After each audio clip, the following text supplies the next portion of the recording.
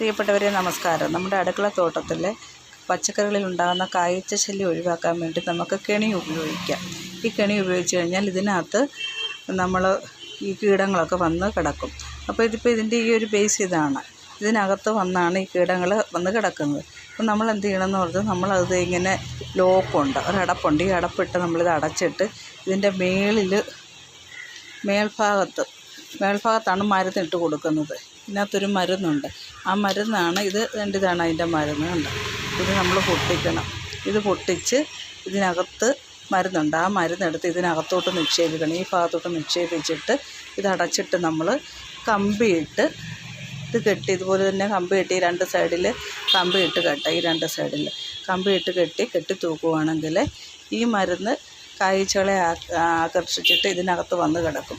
അപ്പോൾ നമുക്ക് മറ്റ് കീടനാശിനികളൊന്നും തളിക്കാതെ കീടങ്ങളെ തുരത്തുവാൻ